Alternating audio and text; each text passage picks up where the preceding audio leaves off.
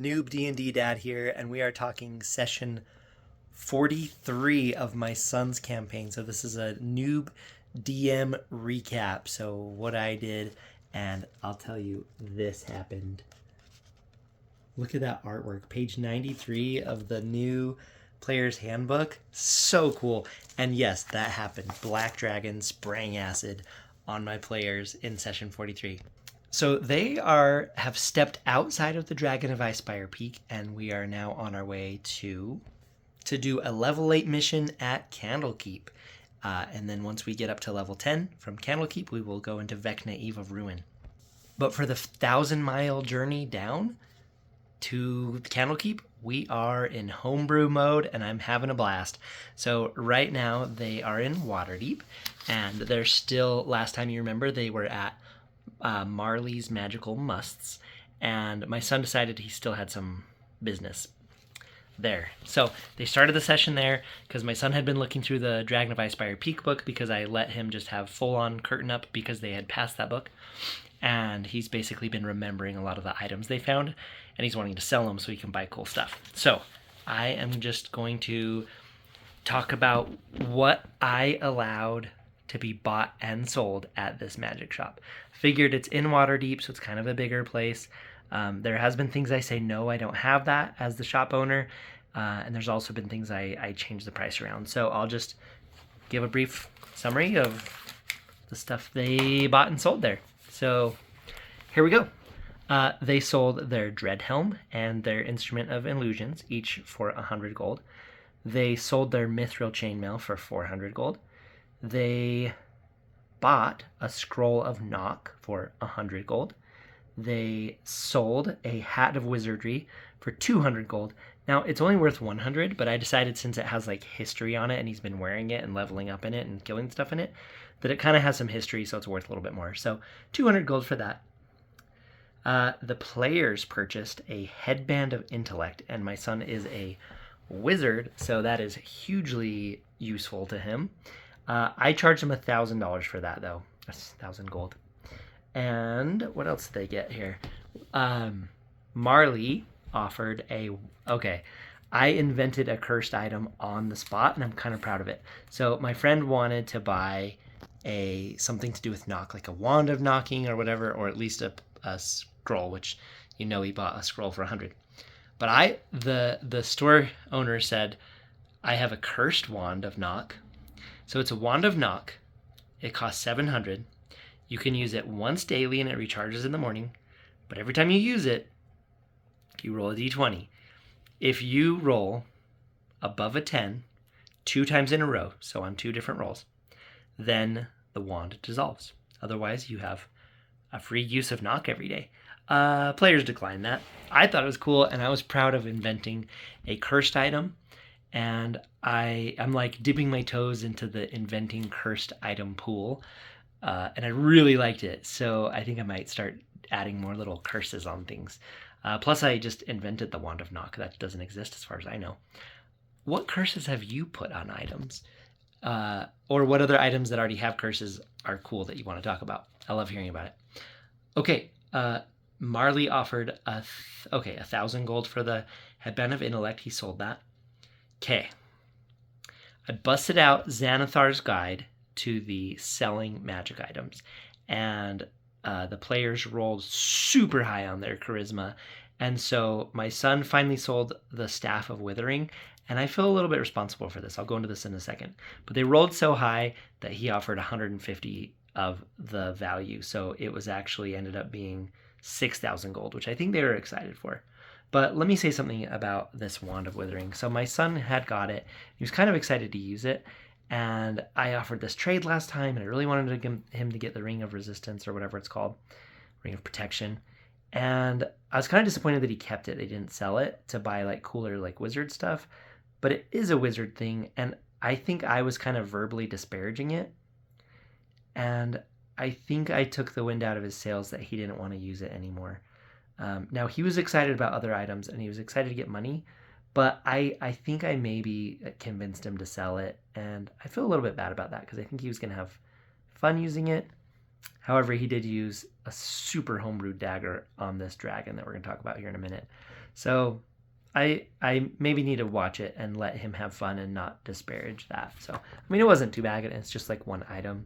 So I'm not like berating him, but I do think he sold it because I was kind of poo-pooing on it. So after they were leaving the magic shop, I had Marley ask them where they're going. And my son instantly is like, we're going to Candlekeep. And like me and my friend looked at each other like, wow, you're just sharing this with strangers? And then he's like, and then we're going to Vecna. And it's like, okay, pause. You don't know you're going to Vecna. Your characters don't know. And also, if you did, you wouldn't be telling people. So we kind of talked about that. So the players are in Waterdeep, and they opted to have a wealthy room. And my friend asked, what is in a wealthy room? And I'm like sitting here looking at the book like, and so I basically decided that the wealthy room is the same as the room in Home Alone 2 Lost in New York, where there's like candy and it's comfy and it's big and there's a free bottle of apple cider for everybody that stays in. So they stayed in there. And let's see. Oh, my friend said, we earned this. Speaking of like staying in the wealthy room, right, versus spending less. Then they had lots of discussion about what items to be attuned to. And it's cool kind of seeing them pass items back and forth and be freely like that, because I have seen players that are a little more greedy with their items. Do you see players share items very much? Curious to know. Let's see. So, if you remember last time, I talked about in this 1,000-mile journey, we are going to roll for every 100 miles to see if there is an encounter in that given space. So between Waterdeep and Waterford, we rolled, and I rolled like a 19 or something. And then I went to page 114 in the new Dungeon Master's Guide to the XP per budget character combat encounter. And I had them roll a D3 to decide if it was low, moderate, or high. And so they're level 8, and so they rolled a 1. So that means that I have 3,000 XP if I'm understanding this right. So I went to the monster manual and chose some black dragons, but a young black dragon, so 2,900 XP. So that's almost maxed out my budget, and so I wanted him to have a buddy. So I brought along a black dragon wormling, which went over budget, 450. The funny thing is my son was like hoping we would get an encounter, because all the way down to Waterdeep, all the rolls, there were no encounters. And so my son's like, come on, I want to try my new items. And he was so happy when we got the encounter. And the wagon's riding down the road going south, and it's like foggy, and I have a black shadow fly overhead, and then another smaller black shadow fly overhead. And as the driver looks up and he rolls perception, he sees something kind of like snakish, like moving through the mist and disappearing. And they're like, oh, what is that? It's like a dragon. What is it? And then I have the big one come in from the ocean and the little one come in from the mountains, and like from either side. And I'm like, roll initiative. And we proceeded to have a delightful battle. And I was reading in the monster manual that black dragons are particularly cruel. And so I had the adult dragon use his acid spray right off the bat, which got the 2 people that were on the outside of the wagon and almost killed them, which I'm happy about.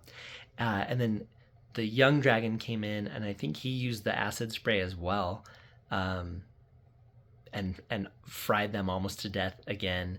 And my son is staying in the wagon and like opening the door and like zapping stuff, so he's in technical total cover.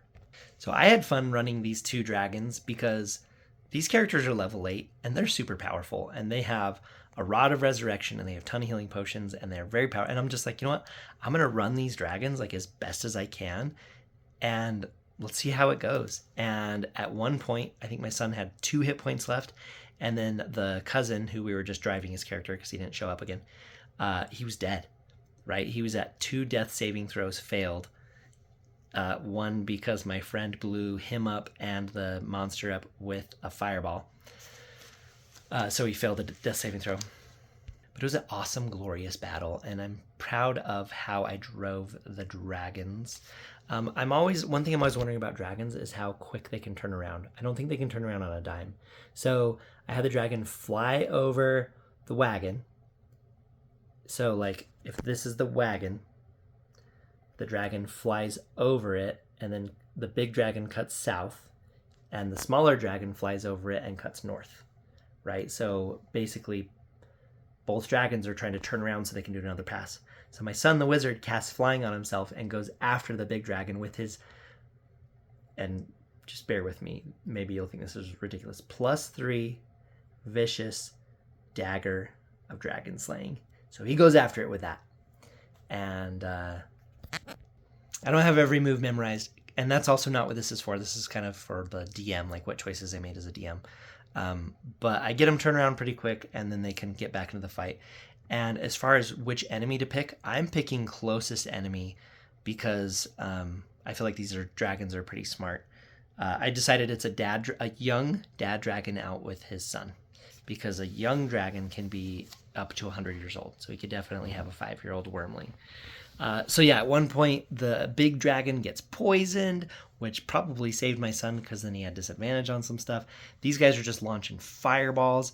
I mean, this is like a pretty awesome battle. Like we went from like shopping. I don't want to say boring because I love the equipping episodes, but like to a dragon battle. And I'm sitting there doing this and I'm just like, this is D&D, you know, like Dungeons and Dragons. Like we're fighting dragons. And I know that my son, and once you see how it turned out, like he's gonna just go to school or just go to bed or go to whatever, just feeling like a champion. You know, I think he had such a blast.